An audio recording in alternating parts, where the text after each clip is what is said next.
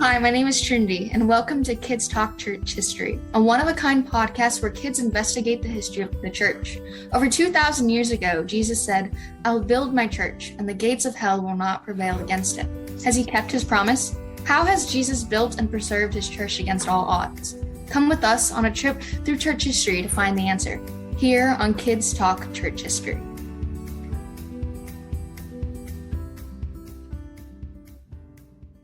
Once upon a time, a princess wrote a letter to a philosopher, asking for some explanation to a new theory he was proposing. She was very, very respectful, but honest about her confusion. He replied, and they started a long conversation. The year was 1643. The princess was Elisabeth, and the philosopher René Descartes. This conversation was important because Descartes' ideas shaped the way most people have been thinking since then. I'm Sophia, I'm 16, and I'm from Orlando, Florida. I am Grace. I am 12, and I live in Raleigh, North Carolina. And I am Emma. I'm 17 and live in Raleigh, North Carolina as well. I think I've heard about Descartes, but I don't remember why he's famous. So have you heard anyone say, "I think, therefore I am"? He came up with that phrase. Yes. I've seen stickers with new versions like "I read, therefore I am," or "I fish, therefore I am." Do either one of you know what it means? I think it means that I know I exist because I think. If I couldn't think, I wouldn't be able to tell if I existed or not. Seems pretty obvious. Yeah, so Descartes wanted to know what is real and what's not. So he thought the best way was to doubt everything, to begin by doubting everything. I can't be sure you guys are real. I could just be imagining you're there. And how do I know that I'm real? To him, the best proof that he was real was that he could think. So he said, "I think, therefore I am."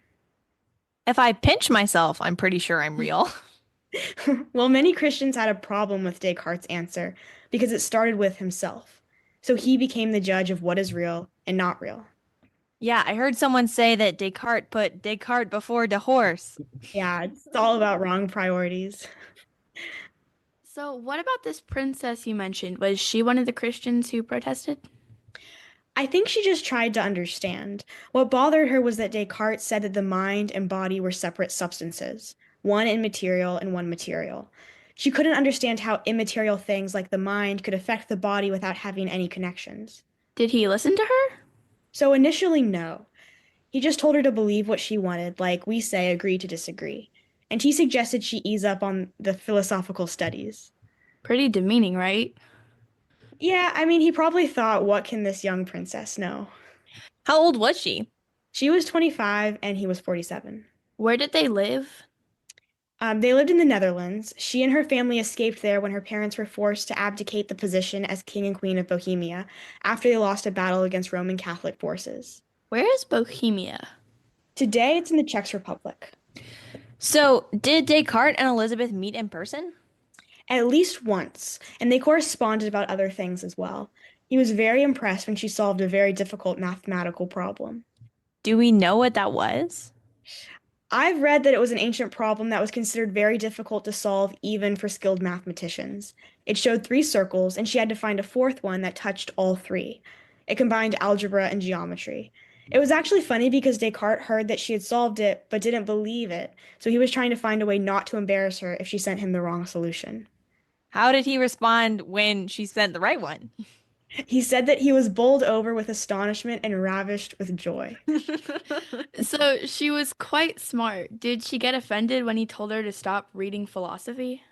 Actually, no, her letters were very humble. She always started with Monsieur Descartes and ended with "your very affectionate friend at your service." What a nice way to end a letter. Yes, we can learn that from her. Also, she kept telling him that she didn't know as much as he did, but she still had questions. And I think it's good that we don't just take anything a person says just because he or she knows more than us on a subject. We can still have questions, and sometimes our questions can help these big scholars to refine their teachings. That's like us on this podcast. We're just kids, but we have questions, and our experts can help us find answers. Also, Elisabeth admitted that she didn't really have much time for philosophy. Her life had been in a state of constant commotion. Her family was actually quite poor after losing the throne, and she had to help her mother after her father died. But she thought this issue of body and mind was very important. Did Descartes learn anything from Elisabeth? Yes. Once when he told her that her persistent low-grade fever was just a sign of depression and that she had to master her emotions, she disagreed. Things were not so simple. While it's true that our minds can affect our bodies, sometimes our bodies affect our minds, and people who are very sick can hardly think straight. They went back and forth with this discussion, and in the end, he changed some of his writings to include her views. Oh, Elizabeth. As usual, there's a lot more to this story, but we better let our guest, Dr. Phillip Cary, tell us more. Dr. Cary has taught philosophy at Eastern University outside Philadelphia, where he is also scholar in residence at the Templeton Honors College. He has been on our podcast twice before and is one of our favorite guests. Dr. Cary, thank you for joining us again. Well, thank you for having me. Pleasure to be here. So you've heard what we've been saying about Descartes. Did we get anything wrong, or is there anything you'd like to add? Well, yeah, I'm wondering. I haven't actually read the correspondence between Elisabeth and Descartes, but I have a sneaking suspicion that when she asked her questions, she wasn't just being confused. She was putting her finger on a really big weak spot in Descartes' philosophy. Because the way Descartes thinks about the soul and the body, they're so different. It's like they're almost different worlds. And it really is a question, how in the world can the soul affect the body, right? Especially if you have modern physics in mind, and Descartes was one of the people who was in the process of inventing modern physics in the 17th century. He was one of the precursors of Isaac Newton. And in modern physics in the 17th century, all motion is caused by, things banging into each other and maybe gravity and physical forces like that. But the soul or the mind isn't a physical force. It has no weight. It has no mass.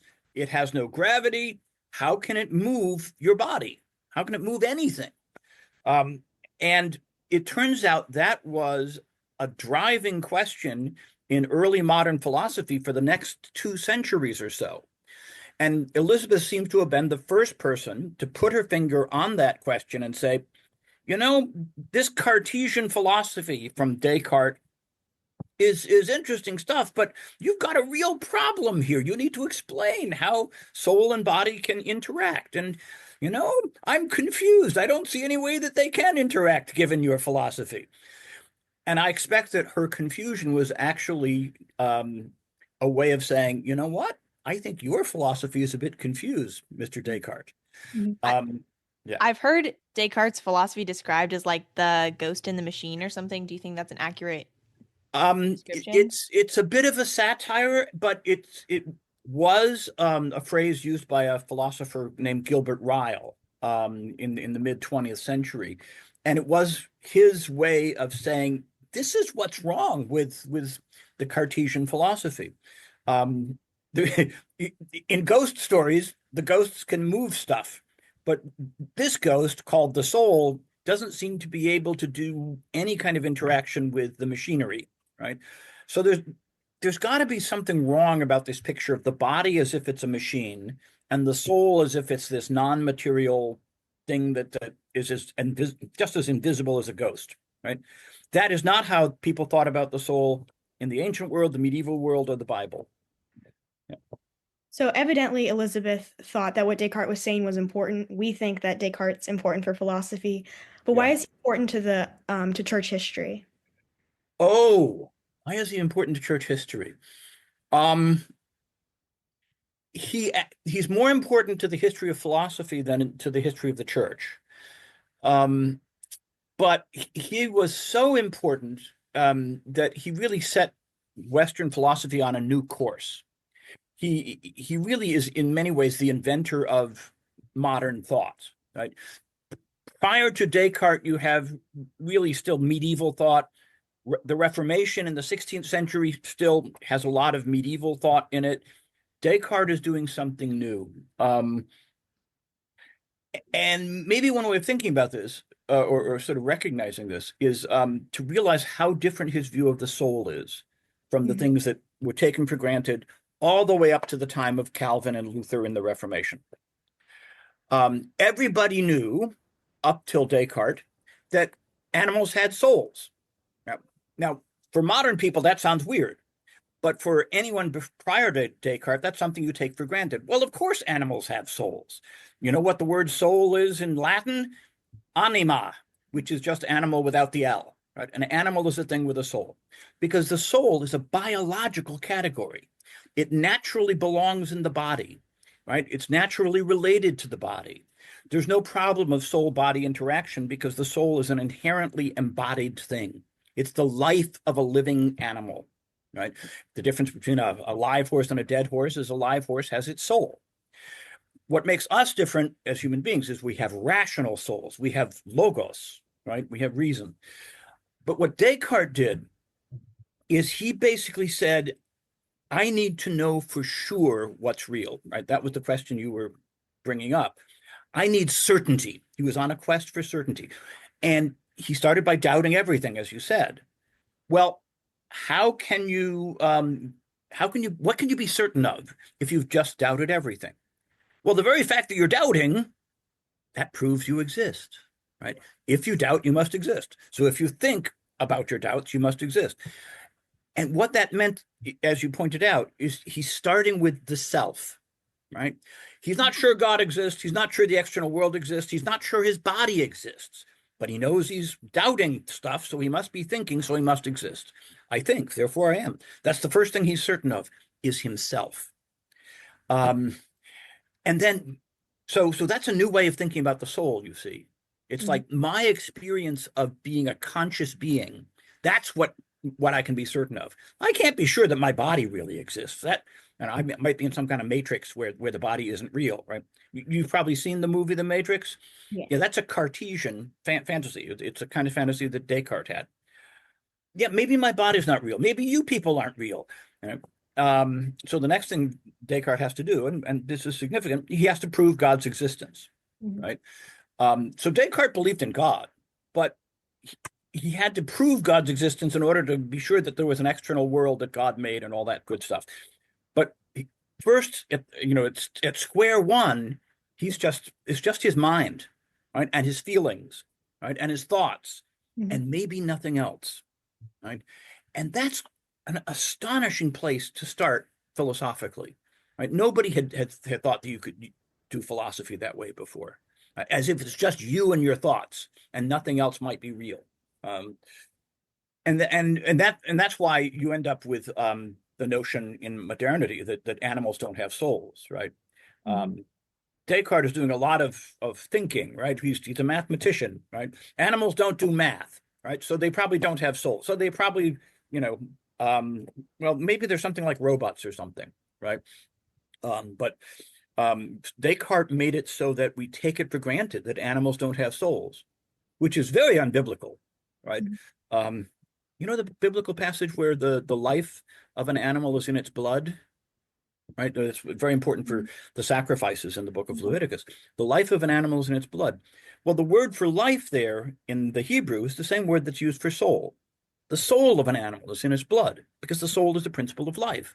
So you can see the soul. It's right there in that red stuff that's flowing in the veins of an animal. That's how physical a soul is for the Bible. And that's how, deeply interrelated the body and the soul are, because our soul is in our blood too, biblically speaking. But not for Descartes, not for modern philosophy in the wake of Descartes, where, what you really are is your thoughts, just your thoughts, especially your mathematical thoughts, because Descartes was a mathematician. And that is a weird way to do philosophy, starting with the self and starting with a very, very lonely self who might be all alone in the world, right? He has to kind of try to do enough philosophy to prove his way back toward the existence of the world God created, because he never seriously doubts that. By the way, he never really seriously doubts that God exists and there's a physical world. But in order for his philosophy to work, he's going to have to start with himself, then prove God exists, then prove there's an external world. And the bad news is his proofs aren't very good. Philosophically speaking, his proof for the existence of God isn't a good one. There's much better ones in the Middle Ages. His proof for the external world isn't a very good one. So what is he certain of? Just his lonely self. And then all this philosophy that nobody actually finds very convincing. Right? So, Mr. Descartes, maybe you're all alone in the world. That's what happens when you start with the self instead of God, right? And so, in terms of church history, it was really important for Christian theologians to resist that move that Descartes was making to start with the self. No, let's not start with the self. Let's start with God making the world and us as part of it, right? And that gives us a very different starting place and a much happier starting place than just me and my thoughts.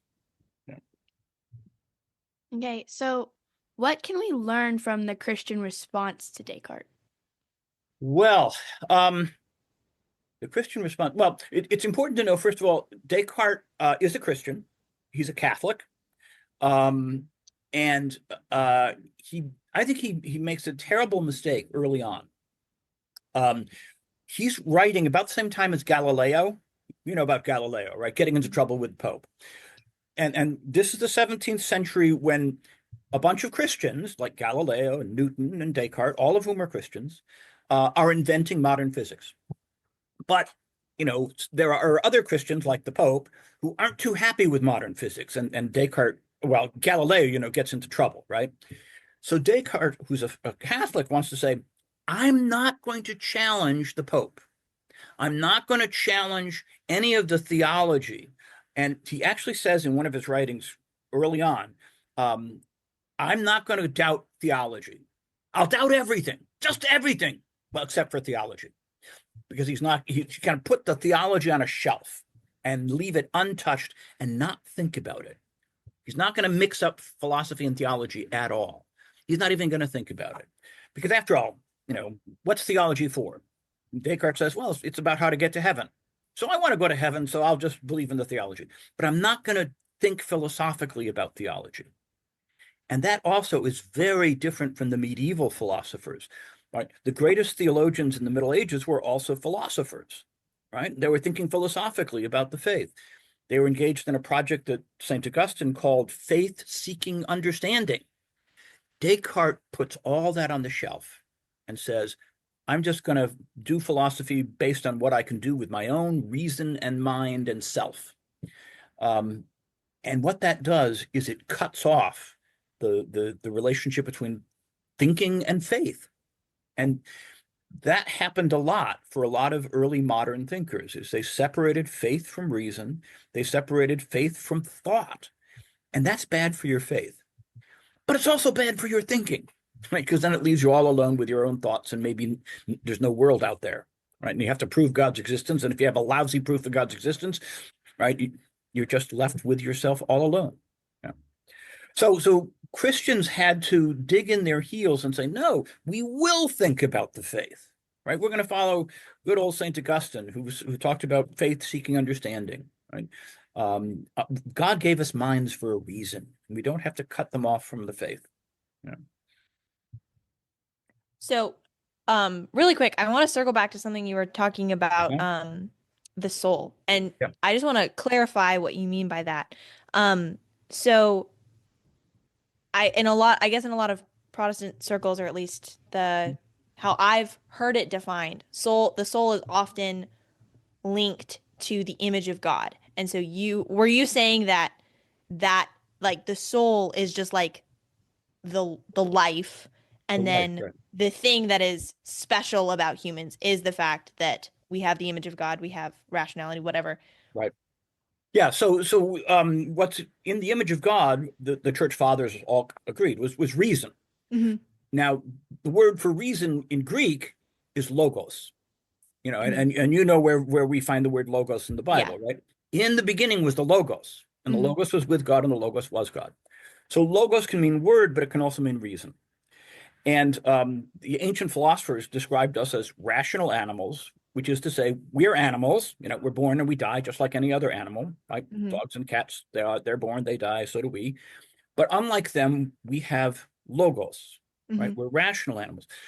The word logic comes from logos too, right? We are zoon logike. We are animals with logic and logos, right? And that makes us in the image of God, because we're made in the image of the logos of God, right? There's a divine logos, and we're made in that image. Animals like, horses and dogs and cats, they have life, and their life belongs to God. This is why it's so important how you deal with blood in the Old Testament, right? The blood of that sacrificial animal belongs to God, and you don't mess with that stuff, right? Or rather, you use it the way that the Bible tells you to, right? This is to this day. This is why Jews don't use blood sausages and things like that. The blood belongs to God, but it's not made in the image of God. Right? It's reason, logos, that makes us in the image of God. That's why we have rational souls that are also immortal souls. Right? The souls of horses and dogs and cats don't go to heaven when they die, or if they do, it's part of a new creation that's very different from what happens with human souls. Yeah. It seems to me that there's a danger in giving so much importance to the mind like Descartes did and kind of isolating it. I'm sure he didn't mean this, but what do you think he would say if a person had like a mental impairment or a coma where we don't know if the mind still functions? They don't exist, they don't have reason, like what's kind of there's an issue there because there's an issue there. Yeah, a matter of fact, along comes another philosopher, John Locke, in England a few decades later, and he says this notion that you're defined by your thinking, this doesn't quite make sense, Mr. Descartes, says Locke. Descartes says that what we are in our souls is thinking things, right? The body is an extended thing, like it's got length and width and breadth. The soul is a thinking thing. But if we're defined by thinking, then what happens if we fall into a dreamless sleep, which many of us do at night, right? If we're not thinking, do we not exist then? Do our souls simply cease to exist when we're sleeping?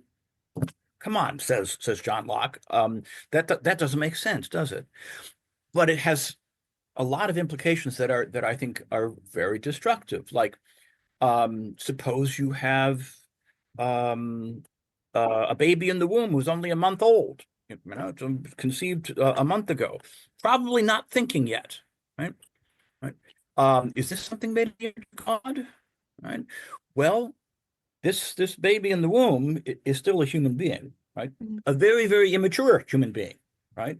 But still belongs to our species, and it's an individual of our species who's different from mother and father, but is not doing any thinking at the moment, right? Does that mean we have a right to kill it?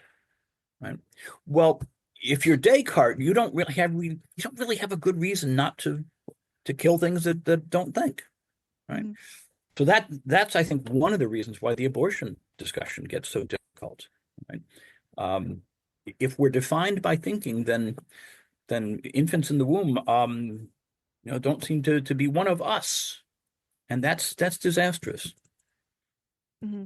So you would say that what you were just talking about earlier about, the logos, that is not like, the ability to multiply 3 times 4, but that's something a little more intangible and the way to think about it, again, this is very commonplace in the Middle Ages, right? And with Descartes, we're moving this new direction called modernity, right? But there's a lot of mistakes made at the beginning of modernity, right? So let's go back to the Middle Ages for a second. What makes the baby in the womb human? Well, it belongs to our biological species, right? The child in the womb is eventually going to develop the ability to reason if it's healthy, right? But it's already a human being, right? Maybe the child in the womb will end up becoming a human being who's lost an arm or a leg or lost the ability to reason abstractly, right? That can happen to human beings. But human beings who've lost an arm or a leg or an ability to reason carefully are still human, right? Because they belong to the human species. And that's why they deserve the kind of protection that we have to prevent people from killing other human beings. So if you have the framework of medieval philosophy, right, then you can think through this stuff. Whereas if what we really are is just thinking things, then all of a sudden our humanity doesn't look so physical, so bloody, and so in need of vulnerability and protection. So that mind-body split in Descartes, I think, has a lot of bad consequences. Most philosophers nowadays are a little are pretty uneasy actually with Descartes' kind of mind-body dualism. Mm-hmm. Yeah, so moving on a little bit. So, Okay. 2025 is the 1700th anniversary of the Oh, Council of Nicaea, and I know that you have written a book on the about Council of Nicaea. Nicaea, yeah. Change the subject, but yeah, Yes. this is a better Just subject. Yeah. moving on a little. So do you think that it is you think it would be a good book for some of our preteen and teen listeners? Oh yeah, I hope so. It's short. It's meant to be an introduction. I spend a lot of time explaining the words that are used in the creed. Um, it'll be a little, let's see. Well, it assumes that you know a little bit about the Bible because there's a whole lot of Bible quotations and things in it. And it also is a little bit easier if you're someone who goes to church every Sunday and recites the creed every Sunday, which by the way, somewhere around 1 billion Christians do that every Sunday. They recite the creed, the Nicene Creed. So if the words of the creed are familiar, then this book will help you understand what those words mean, because a lot of people recite the creed and don't know what the words mean.